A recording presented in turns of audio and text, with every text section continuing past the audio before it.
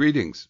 We start with a brief review of the past week's top stories from Physicians First Watch, and then we talk with Dr. Lenore Launer about how controlling hypertension lowers risk for dementia. Here's First Watch editor Amy Herman with the news. Hi everyone. A lot of our top stories this week came out of the American Heart Association's annual meeting. The most popular one was the ischemia trial. In it, patients with stable ischemic heart disease were randomized to either an invasive strategy, like stenting, plus optimal medical therapy, or medical therapy alone.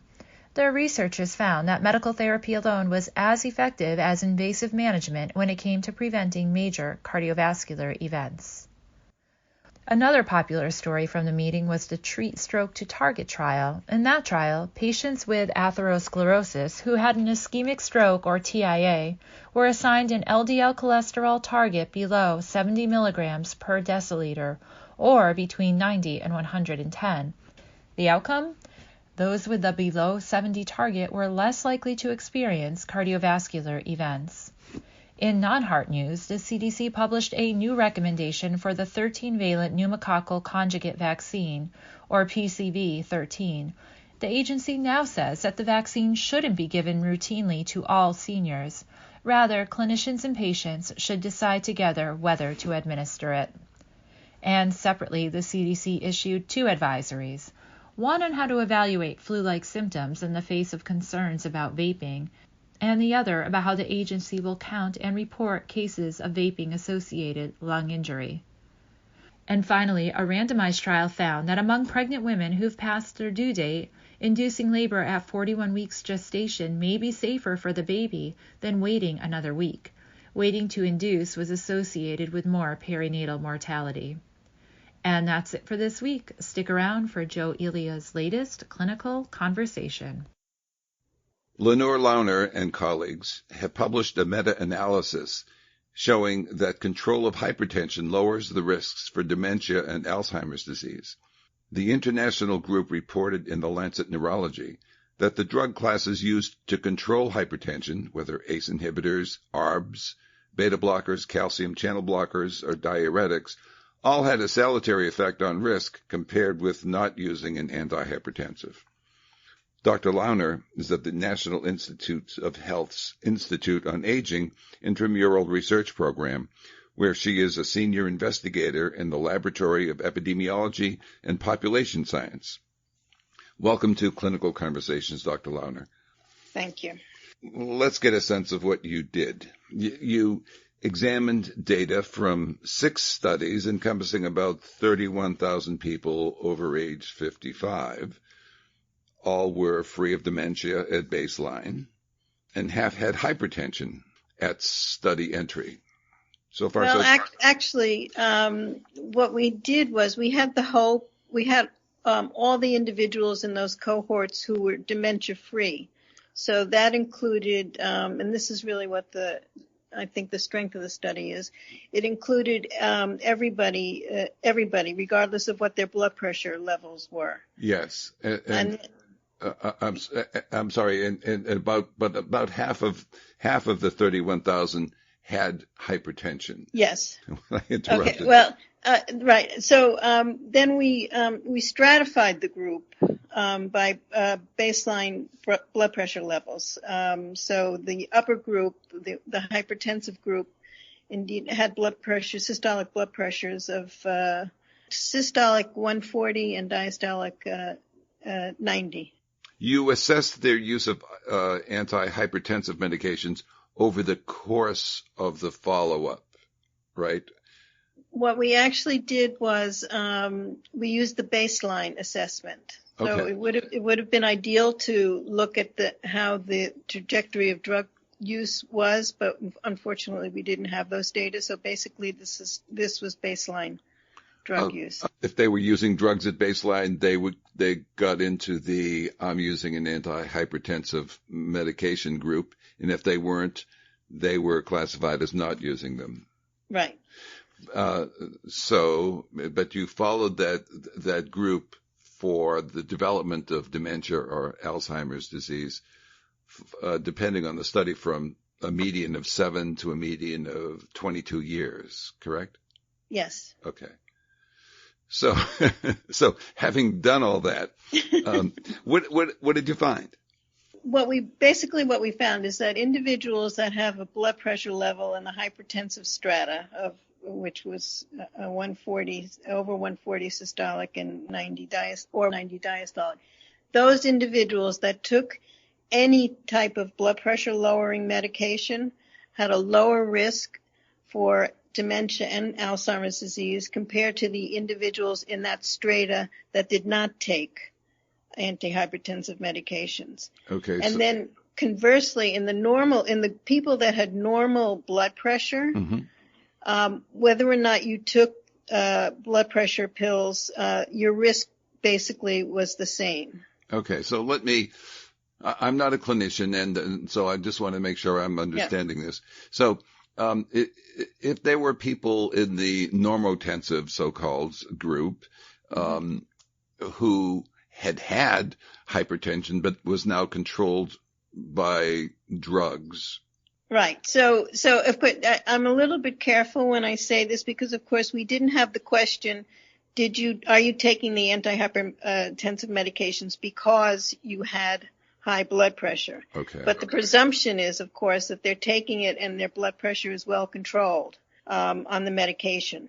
So individuals that do take the medication and are able to reach goals for the treatment basically have the same risk of dementia as individuals who just normally have low blood pressure and don't need to take antihypertensive medications. Your characterization of people as having high blood pressure or taking antihypertensive medications, those were considered both baseline data that were not further refined. Okay, good. I've got that now.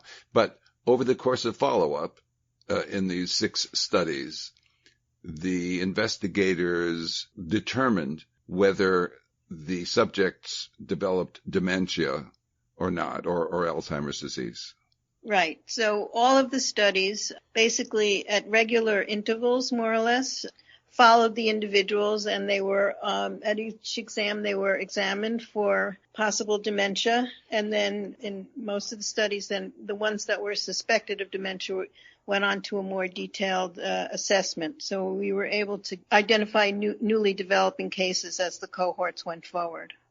Some of those subjects may have gone on to treatment with antihypertensive medications during follow-up, but you didn't measure that. You measured, were you hypertensive or not at the beginning, and were you taking antihypertensive drugs at the beginning? Right. Okay. So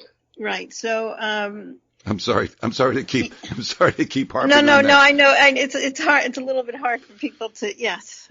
Okay. No, no problem. It's good because I think our listeners want to know this. So let's review the findings again. So you found a roughly among people taking antihypertensives who were in the high blood pressure group, you found roughly a 12 to say 15% lower relative risk for dementia or Alzheimer's disease than those who had high blood pressure at the start and were not taking drugs, not taking antihypertensives. Is that right? Yes. Okay. Yes. And so it was interesting to see, I guess it's in your table 1 in the paper, that of the people in the high pressure groups, roughly a third to 2/3, only roughly a third to 2/3 were taking antihypertensive medications, which I guess is not so unusual.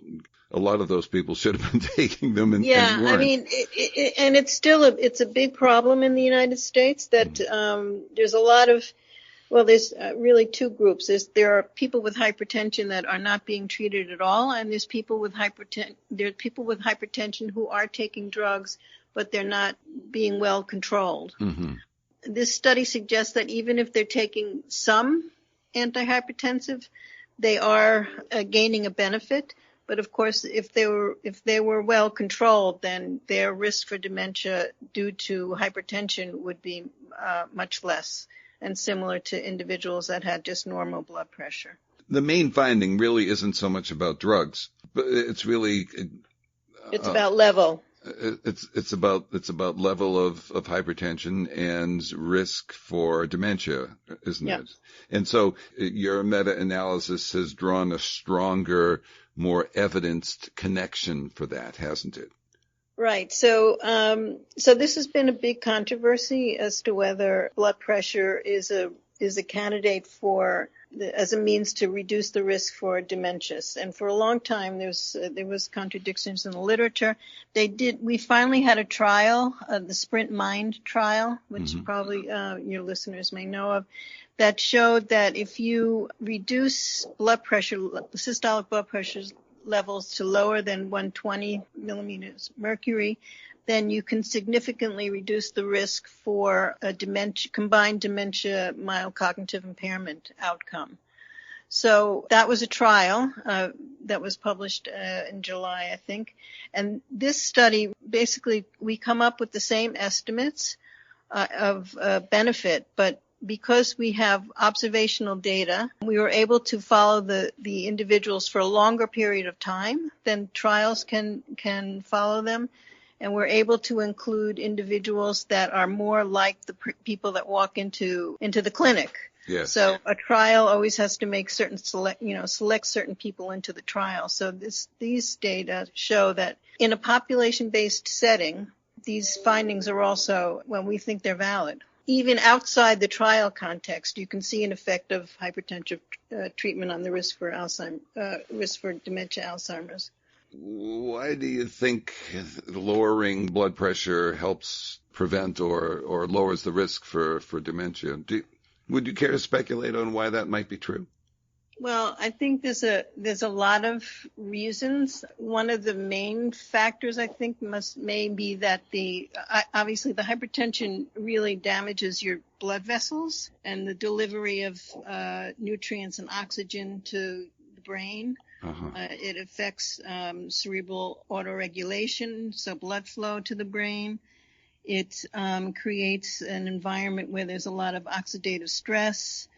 It also creates an environment where there's inflammatory reactions. It may be also, and this is a little controversial, if the blood vessels are compromised, then clearance of toxic agents like amyloid may not get cleared as well. So you may, at the end of the day, get a buildup of amyloid in your brain, which is a sort of the biomarker for Alzheimer's disease, which would mean that the Alzheimer's disease pathology is a problem of clearance just as much as a problem of production. So there's a lot of ways that it could affect the brain. Looking ahead or looking out at the people listening to this now, do you hope that you've provided them with some greater incentive either for the clinicians or for their patients to be more aggressive about antihypertensive therapy? Well, I really hope it incentivizes them, because this has been an ongoing discussion for at least 2 decades, I have to say. It's been, we finally got the trial evidence, and we were finally able to do this study that we have now published in the Lancet Neurology. And I think this is a risk factor that we know a lot about, although we don't necessarily know particulars about the mechanisms related to the brain. But it's a risk factor that needs to be controlled for many different reasons. And I think that it's important to realize that dementia, I think, is one of the reasons why people should really be attentive to controlling their blood pressure. It's just such a fundamental and easy, I'm going to say easy, although I know it's not so easy to have people, to get people in to get diagnosed and to have people follow medication protocols. But it's certainly something that can make a dent, I think, on a public health level. Pointing to a roughly 15% reduction in risk for dementia would get my attention. Yeah. And it doesn't, I think the other thing is at the level that we could do the research, it suggests that it doesn't have to be a particular antihypertensive. It could be whatever needs to be prescribed depending on the person's, there's different recommendations for age, for comorbidity. So there are different protocols for who gets what antihypertensive. But this, so far at the level of this observational study, it suggests that it doesn't really matter which drug it is. It just really matters that the blood pressure level goes down. Yes, thank you for bringing that up. I meant to mention it as part of the landscape of the study. You looked at all these drugs, and it didn't seem to matter which one they were getting. It seemed to matter most of all that they were under treatments and taking treatment for their hypertension. Yeah. All right. Well, I want to thank you very much for talking with me today, Dr. Launer. Okay, my pleasure. That was our 243rd episode. The whole collection is searchable and available free at podcasts.jwatch.org. Let us know how we can improve these chats. Email me, jelia@nejm.org. We come to you from NEJM Journal Watch. The executive producer is Kristen Kelly. I'm Joe Elia. Thanks for listening.